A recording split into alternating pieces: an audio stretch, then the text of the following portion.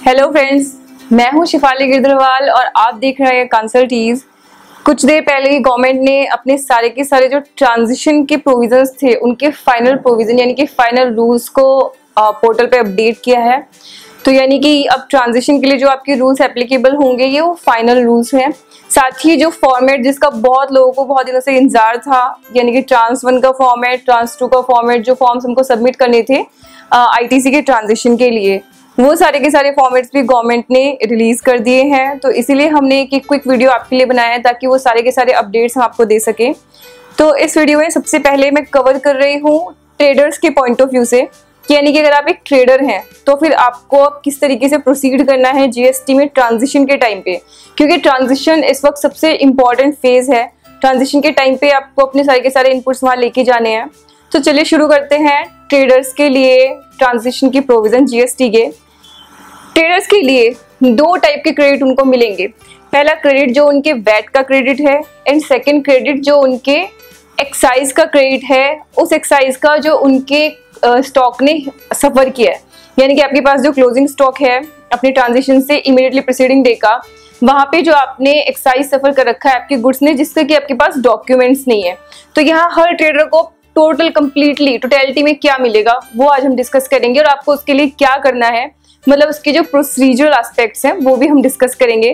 तो सबसे पहले आपको सबको, लेकिन ट्रेडर्स को भी एक फॉर्म सबमिट करना होगा जिसका नाम होगा फॉर्म जीएसटी ट्रांस 1। ये फॉर्म आपको ट्रांजिशन के यानी कि अपॉइंटेड डेट जो आएगी जिस दिन से जीएसटी एप्लीकेबल होगा, अगर मैं अभी के लिए बोलूँ तो 1 जुलाई से 90 दिन के अंदर अंदर, पहले इसकी टाइम लिमिट 60 डेज थी, लेकिन जो भी लेटेस्ट प्रोविजंस आए हैं वहां पे थोड़ा सा रिलीफ दिया गया है और उसकी टाइम लिमिट 90 डेज कर दी है गवर्नमेंट ने। तो 90 दिन के अंदर अंदर आपको सबसे पहले ट्रांस 1 फिल करना है। ट्रांस 1 का फॉर्मेट अभी आप अपने स्क्रीन पे देख सकते हैं। अभी बहुत जरूरी है कि आप ये फॉर्मेट डाउनलोड करें क्योंकि ये सारी डिटेल्स आपको देनी होंगी। तो आपको कोशिश ये करना चाहिए अभी के लिए, आपके लिए एक्टिविटी 1, कि आपके जितने भी क्रेडिट आपको क्लेम करने हैं जीएसटी में ट्रांजिशन करने हैं, वो सारे के सारे क्रेडिट आप इस फॉर्म के हिसाब से उसकी इंफॉर्मेशन अभी कंपाइल करनी शुरू कर दीजिए। तो अभी जो आप देख सकते हैं ये हमारा फॉर्म जीएसटी ट्रांस 1 है और जैसा कि आप इसमें देख रहे हैं काफी सारी इंफॉर्मेशन, काफी सारी डिटेल्स है जो आपको फर्निश करनी है। यहाँ पे आपका जीएसटीआईएन, तो आप ये समझ ही सकते हैं कि जब आपका जीएसटीआईएन आ जाएगा उसके बाद ही आप ये वाला फॉर्म फिल कर पाएंगे। आपका लीगल नेम, ट्रेड नेम, साथ ही आपकी जो सेंडविच क्रेडिट की अमाउंट है जो आप कैरी फॉरवर्ड करना चाहते हैं वो आपको यहाँ पे फिल करनी है। आपके जो स्टेशनरी फॉर्म्स है, अगर आप रूल्स में देखेंगे तो वहां पे भी लिखा हुआ है कि जहाँ पे आपके डिफरेंट फॉर्म्स की वजह से कोई क्रेडिट है और आपको फॉर्म सब्सटेंशिएट करने, तो आपको उनके सीरियल नंबर्स और उनकी डिटेल्स भी प्रोवाइड करनी थी। तो वो आप देख सकते हैं, आपको सी फॉर्म्स की, एफ फॉर्म्स की, HI फॉर्म्स की, यानी कि आपकी इंपोर्ट एक्सपोर्ट की जो फॉर्म्स होते हैं एक्सपोर्ट के लिए, वो सब की आपको यहाँ पे डिटेल्स प्रोवाइड करनी है। साथ ही जो आपके SGST के अंदर जो अमाउंट आपकी जानी है वो यहाँ पे लिखा हुआ है, वो सब आपको मेंशन करनी है कि इस फॉर्म के अगेंस्ट कितनी जानी है, इस फॉर्म के अगेंस्ट कितनी। ये सारी की सारी डिटेल्स आई विल सजेस्ट कि आप यहाँ पे एक बार इस फॉर्मेट को डाउनलोड करें। ये फॉर्मेट हमारे पास अवेलेबल है, तो आप ये फॉर्मेट डाउनलोड करें और अभी चेक करें कि आपको किन किन गुड्स का बेनिफिट मिलेगा और आपको कौन कौन सी डिटेल यहाँ पे फर्निश करनी होंगी जीएसटी ट्रांस 1 के अंदर। तो देखिए जीएसटी ट्रांस 1 आपको फिल करना है, लेकिन गवर्नमेंट को इसकी कोई जल्दी नहीं है क्योंकि जब तक आप फिल नहीं करोगे आपका एग्जिस्टिंग क्रेडिट शिफ्ट नहीं होगा। तो बड़े आराम से उन्होंने 60 डेज को 90 डेज कर दिया, लेकिन हमारी रिस्पॉन्सिबिलिटी होनी चाहिए कि हम जितना जल्दी उसको फाइल कर सकें उतना जल्दी करें, क्योंकि उसके बाद गवर्नमेंट उसको अपने लेवल पे चेक करेगी, उसकी वेटिंग करेगी और उसके बाद आपका क्रेडिट शिफ्ट होगा। अब ट्रेडर्स के लिए ये फॉर्म तो है उस क्रेडिट के लिए जो क्रेडिट आप पूरा का पूरा अवेल करना चाहते हो, अपना वैट का क्रेडिट जिसकी आप रिटर्न फाइल कर रहे हो, जो आपके रिटर्न में अवेलेबल है। वैसे ट्रांस 1 में आप सबकी जानकारी के लिए बताना चाहती हूँ, सेक्शन 140 के अंदर जितने भी लोगों को क्रेडिट ट्रांजिट कराना है, सेक्शन 140 के 10 सबसेक्शंस हैं। 10 में से जो आपका 10 सबसेक्शन है वो सिर्फ एलिजिबल ड्यूटीज को डिफाइन करते हैं, यानी कि 9 सबसेक्शंस है जिनमें अलग अलग प्रोविजंस को, अलग अलग केसेस को कवर किया गया है। तो जितने भी लोग उसके थ्रू क्रेडिट ट्रांसफर करना चाहते हैं उन सभी लोगों को जीएसटी फॉर्म ट्रांस 1 भरना ही है। तो सेक्शन 140 वाले सब लोगों को फिल करना है ये वाला फॉर्म। देन जीएसटी ट्रांस 2, अब आपको जीएसटी ट्रांस 2 किन लोगों को फिल करना है वो मैं आपको बताऊंगी।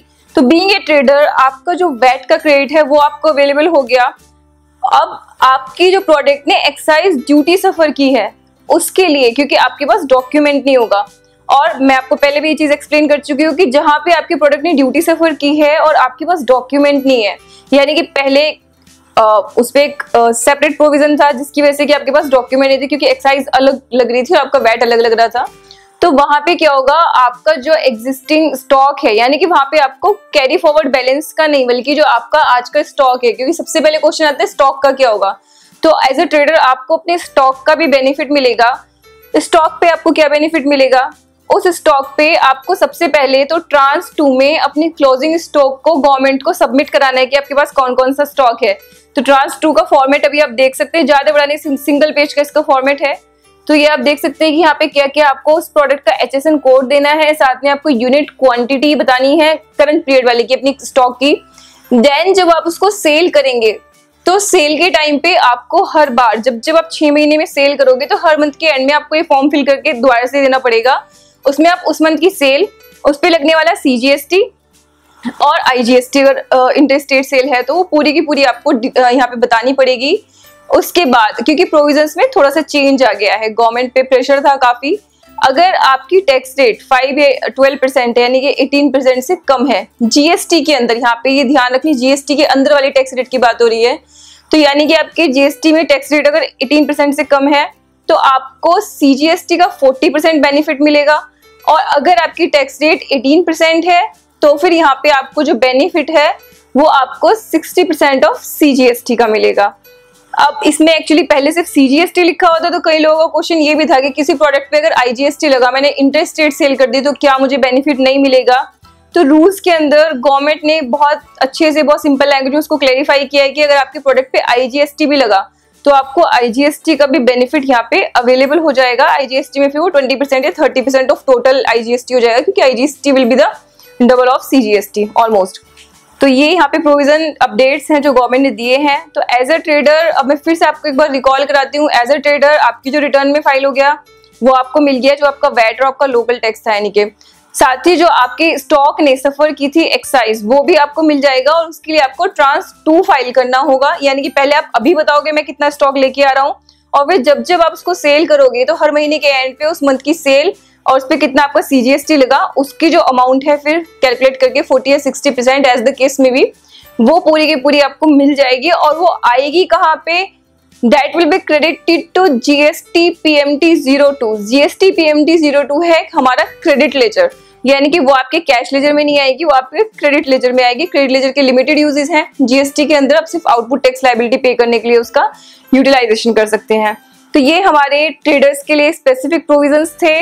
दोनों के दोनों फॉर्म्स की फॉर्मेट हमारे पास अवेलेबल है, और हम आपको सजेस्ट करेंगे कि आप लोग प्लीज इन फॉर्मेट्स को देखिए और अपनी प्रिपरेशन स्टार्ट करें। आप जितनी भी स्टॉक्स आपके पास हैं उनको इसके अकॉर्डिंग आप देखो, उनके डॉक्यूमेंट्स जहाँ पे रिक्वायरमेंट है वो आपके पास है कि नहीं, जहाँ पे डॉक्यूमेंट्स नहीं है तो वहाँ पे भी देखो कुछ डिटेल आपको वहाँ भी देनी है, जैसे HSN कोड है वो आपको वहाँ भी देना है।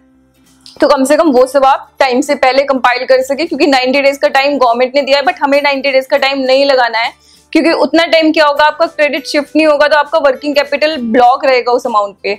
तो व्हाट वी विल सजेस्ट कि आप लोग यहाँ पे प्लीज अपने दोनों के दोनों फॉर्म्स की डिटेल फिल करें, और जैसे ही GST आए कोशिश करें कि जल्दी से जल्दी अपना फॉर्म फिल करें।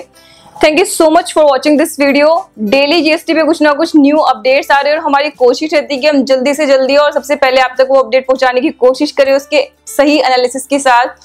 आप अगर चाहते हैं कि ऐसे आपको हमारे वीडियो के अपडेट्स मिलते रहे तो प्लीज हमारे चैनल को सब्सक्राइब कीजिए, और अगर आप चाहते हैं कि आपको नोटिफिकेशन मिले हर नई वीडियो के लिए तो प्लीज आप बेल बटन को क्लिक कीजिए, उससे आपको नोटिफिकेशन भी आएगा।